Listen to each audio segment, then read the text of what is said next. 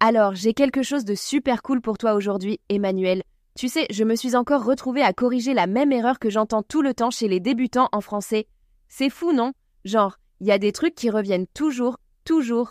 Ah mais oui, c'est incroyable. Et tu sais quoi? La toute première qui me vient en tête, c'est le fameux « la problème ». Je l'entends partout, mais c'est le problème, pas la problème. Je crois que je l'ai entendu au moins, je sais pas, 100 fois. Et à chaque fois, je me dis, bon, c'est pas grave, ça fait partie du jeu, tu vois. Mais oui, c'est ça.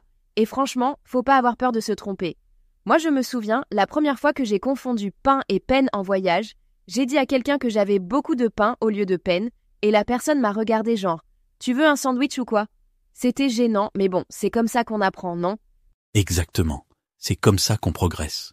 Faut accepter de se planter, sinon on n'avance pas. Et puis, franchement, on en rigole après, c'est ça qui est bien. Mais alors, attends, il y a un truc qui me fait toujours rire. Les faux amis, genre « actuellement » et « actually », je crois que c'est le piège numéro 1, non? Oh, mais totalement! Actuellement, ça veut dire en ce moment, alors que actually, c'est en fait, et puis il y a librairie et librairie. Combien de fois j'ai vu des étudiants chercher une librairie à Paris, alors qu'ils voulaient juste une librairie pour acheter un livre, pas une bibliothèque pour lire. Ah oui, ça me rappelle mon pote qui a demandé à un passant où était la librairie et le gars l'a envoyé à la bibliothèque municipale, alors qu'il voulait juste acheter un roman. Mais c'est typique. Pour retenir ces différences, moi je conseille souvent de faire des petites listes ou même des cartes mémoire. Et puis, faut pas hésiter à se tromper, c'est comme ça qu'on retient. Tu vois, c'est en faisant la bourde qu'on s'en souvient le mieux, non? Ouais, et puis, faut en parler avec d'autres, comme on disait dans l'épisode sur parler avec les locaux. Plus tu échanges, plus tu repères les pièges. Mais alors, la prononciation, c'est un autre monde. Le U et le OU, c'est la galère pour tout le monde, non? Ah oui, alors là, c'est le grand classique, genre tu et tout ou l'une et loup. Je fais souvent répéter l'une, loup, tu, tout à mes élèves, et puis il y a le fameux merci beaucoup qui devient merci beaucoup. C'est mignon, mais bon, faut bosser un peu la bouche, tu vois? Moi, je m'entraînais devant le miroir, tu sais, je faisais des grimaces pour bien sortir le U. C'est un peu ridicule, mais ça marche. Mais oui, faut pas avoir peur du ridicule. Plus tu t'amuses avec les sons, plus ça rentre. Et puis, franchement, c'est comme ça qu'on progresse, en s'écoutant et en s'imitant soi-même. Et puis, il y a les faux amis un peu plus vicieux, ceux qu'on découvre qu'après des mois, genre sensible qui veut dire sensitive et pas sensible en anglais. Comment tu fais pour t'en sortir avec cela?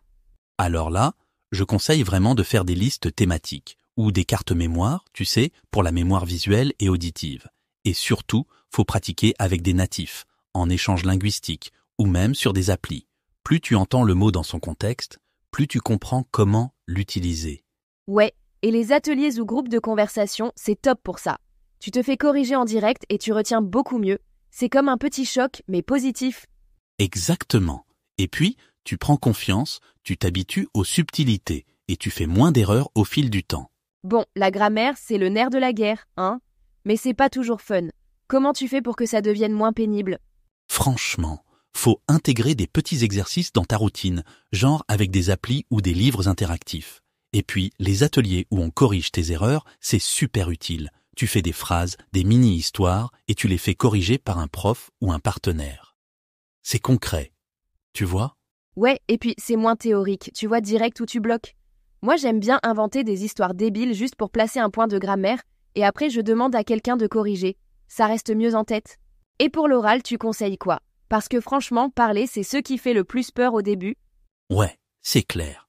Moi, je dis toujours, faut parler, parler, parler. Les plateformes en ligne, c'est génial pour ça. Et puis, tu peux t'enregistrer, t'écouter, repérer tes erreurs. Les ateliers de théâtre ou d'impro, c'est top aussi. Tu gagnes en aisance, tu t'amuses et tu progresses sans t'en rendre compte. C'est vrai, l'impro, ça décoince. Et puis tu te rends compte que tout le monde fait des erreurs, donc tu te détends. Et côté lecture, tu fais comment pour progresser? Parce que lire, c'est pas juste comprendre, c'est aussi enrichir son vocabulaire, non? Exactement. Je conseille de lire des textes variés, des articles, des nouvelles, même des podcasts écrits. Et puis, tu soulignes les mots inconnus, tu prends des notes, tu cherches la signification. Les clubs de lecture ou les forums, c'est super pour discuter, poser des questions et recevoir des retours. Ouais, et ça te force à aller plus loin, à vraiment comprendre le sens, pas juste à deviner. Tu sais, je me rends compte que plus je lis, plus je repère des expressions que j'avais jamais vues. Et puis, en notant les mots, ça rentre mieux, non? Oui, c'est ça. Et puis, discuter de ce que t'as lu avec d'autres, ça t'oblige à reformuler, à utiliser le vocabulaire. Donc, tu progresses 2 fois plus vite. Et puis, les forums, c'est pratique pour poser des questions sur des tournures bizarres ou des mots rares. T'as toujours quelqu'un pour t'expliquer, c'est rassurant. Ouais, et ça crée une vraie communauté d'apprentissage. Tu te sens moins seul et tu vois que tout le monde galère un peu avec les mêmes trucs. Pour l'oral, tu penses que s'enregistrer, c'est vraiment utile? Parce que j'ai toujours un peu honte de m'écouter. Ah mais oui, c'est super utile.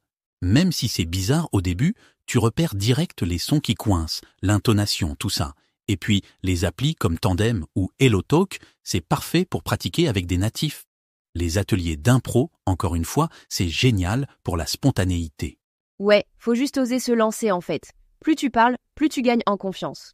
Et pour la lecture, tu conseilles de lire quoi? Des articles, des blogs, des romans?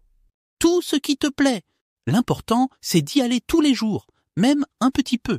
Et lire à voix haute, c'est pas mal aussi. Ça aide pour la prononciation et le rythme. Tu peux t'enregistrer, comme ça tu vois tes progrès. Et puis, échanger sur ce qu'on lit, ça motive à continuer, je trouve. La grammaire, encore et toujours. Tu utilises quoi, toi, pour progresser? J'aime bien les applis comme Duolingo ou Babel, mais aussi les livres d'exercices spécialisés. Et puis, les ateliers où tu peux demander des retours personnalisés, c'est top. Inventer des histoires ou des dialogues, ça aide à intégrer les structures sans s'en rendre compte. Ouais, et puis, c'est plus vivant que de faire des listes de règles, non? Pour l'oral, t'as des astuces pour mieux comprendre les accents ou la prononciation? Oui, l'écoute active, c'est la clé.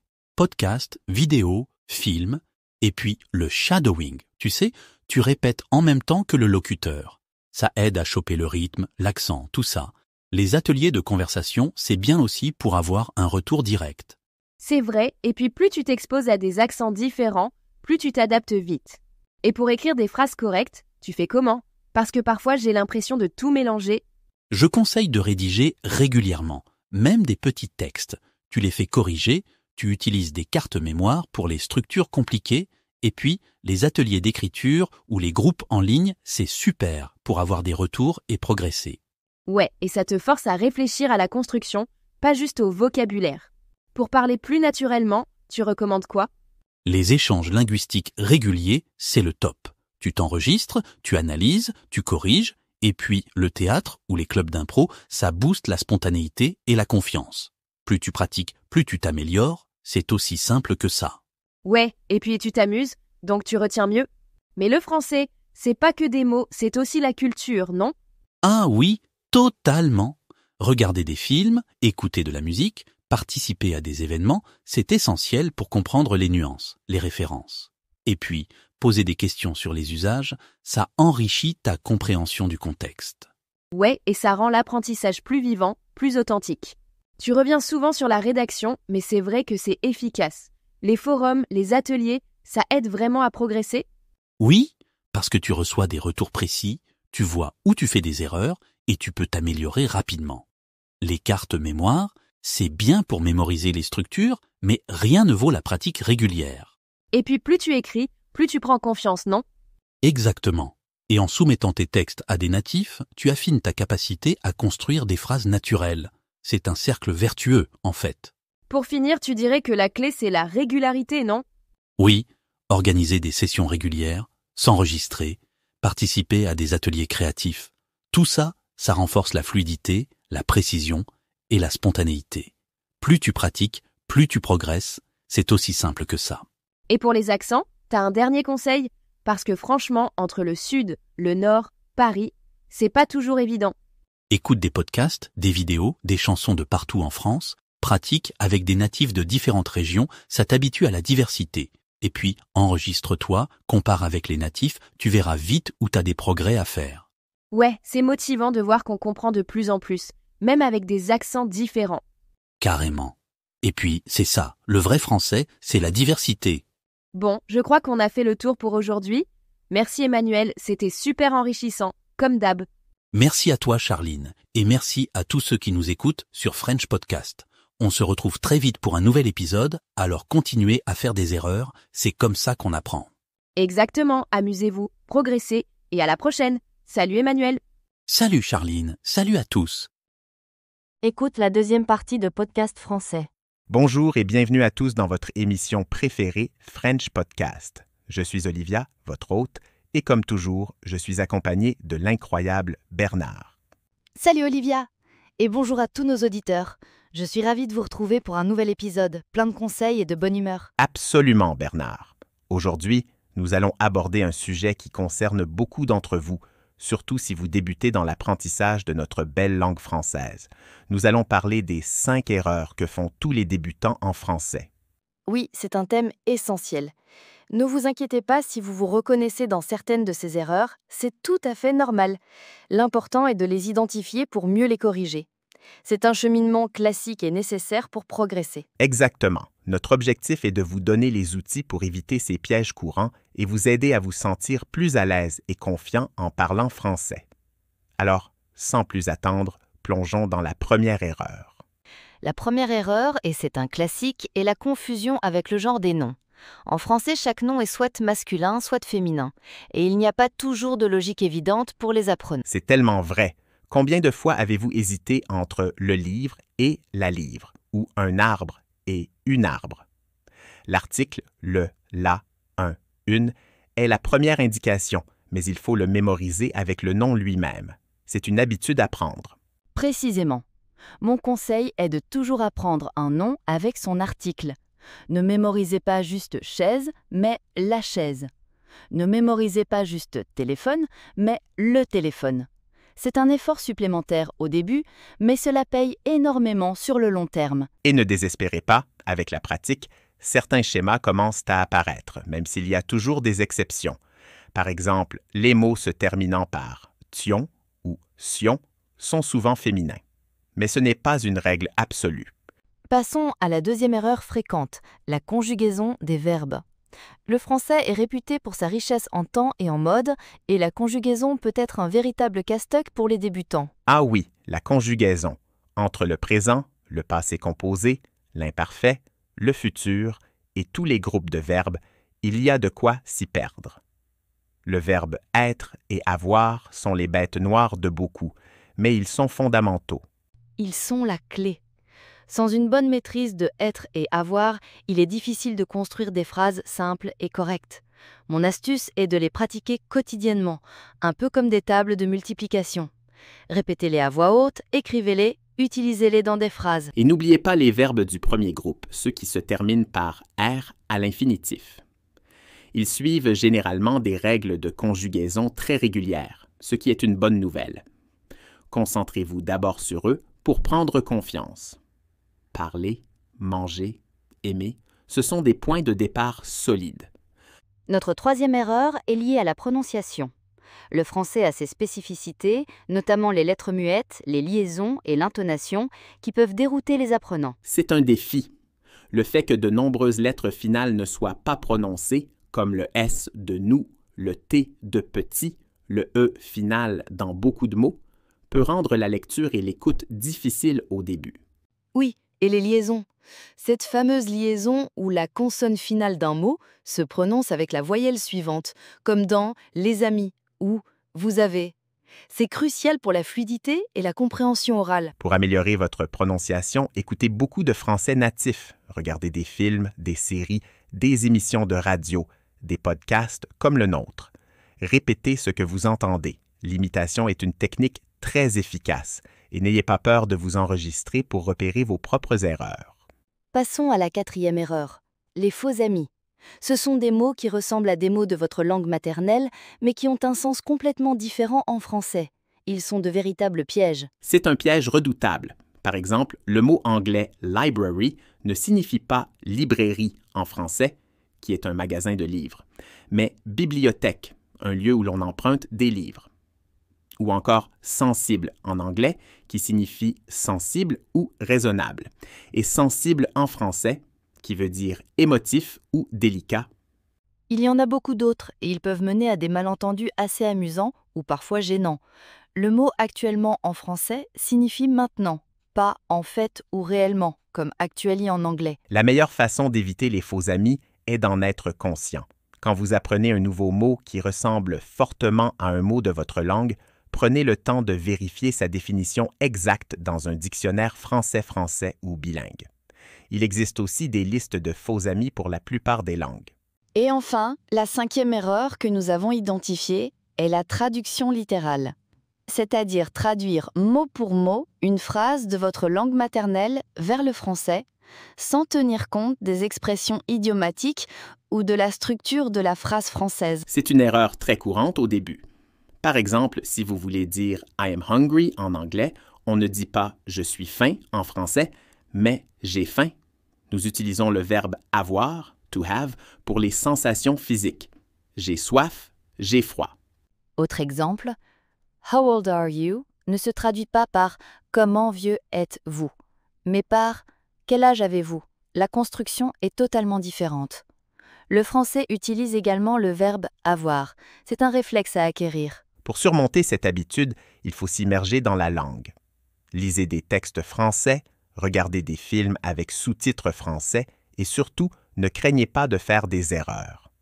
Plus vous serez exposé à des phrases et expressions naturelles, plus vous commencerez à penser en français plutôt qu'à traduire. Et n'hésitez pas à demander à des locuteurs natifs de corriger vos phrases. C'est comme ça qu'on apprend le mieux. Un natif vous dira tout de suite si une expression sonne bizarrement en français, même si la traduction mot à mot est correcte. Exactement. En résumé, chers auditeurs, les 5 erreurs que font tous les débutants en français sont la confusion du genre des noms, les difficultés de conjugaison, la prononciation des lettres muettes et liaisons, les faux amis et la traduction littérale. Et la bonne nouvelle, c'est qu'avec de la pratique, de la patience et les bonnes stratégies, toutes ces erreurs peuvent être surmontées. L'apprentissage d'une langue est un marathon, pas un sprint. Merci Bernard pour ces excellents conseils. J'espère que cet épisode a été utile à tous ceux qui apprennent le français et que vous vous sentirez plus confiant face à ces défis. C'était un plaisir, Olivia. Et n'oubliez pas, chaque erreur est une opportunité d'apprendre et de progresser. Célébrez vos petites victoires. C'est un très bon message de fin. Nous arrivons à la fin de cet épisode de French Podcast. Merci infiniment de nous avoir écoutés.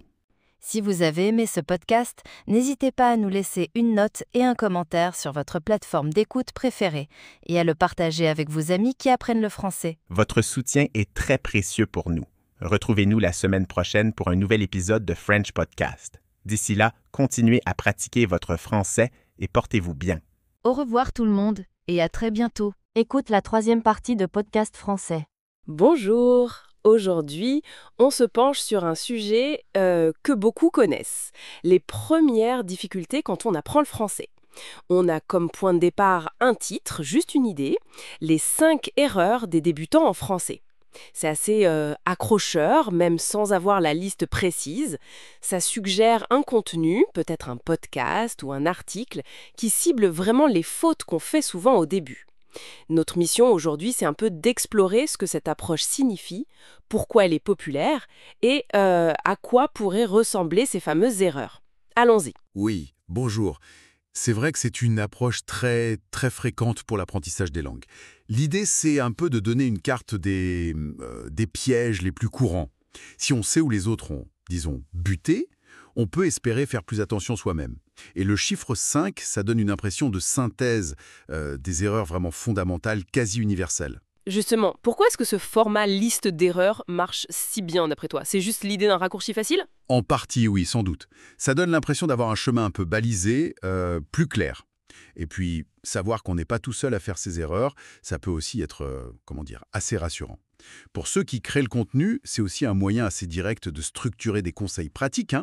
Identifier ces quelques points, ça permet de focaliser l'attention là où, statistiquement, les problèmes reviennent le plus souvent. D'accord, je vois. Et même si on n'a pas la liste exacte de cette ressource précise, on peut quand même imaginer, non, le genre d'erreurs typiques qui reviennent tout le temps. Tu pourrais nous donner quelques exemples concrets, juste pour illustrer ce que ces 5 erreurs pourraient être? Ah oui, absolument. On peut penser à plusieurs grandes catégories qui sont assez classiques. Il y a très souvent, par exemple, la question du genre des noms.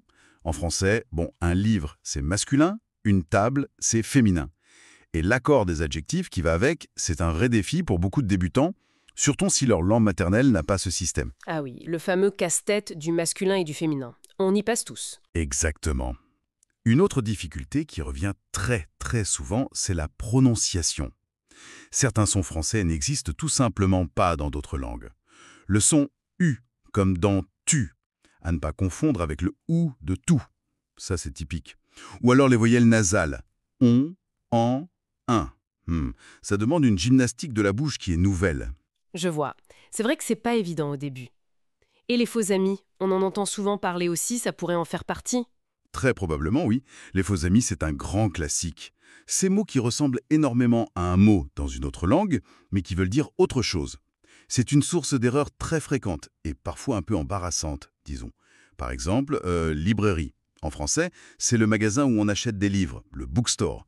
Ce n'est pas la library où on emprunte des livres, qui se dit bibliothèque. Ah oui, classique. Ou bien actuellement, qui veut dire maintenant, en ce moment, currently, et pas du tout actually, qui se traduirait plutôt par en fait ou réellement. Confondre ça, ça mène à des quiproquos, c'est sûr. Oui, ce sont des exemples très clairs.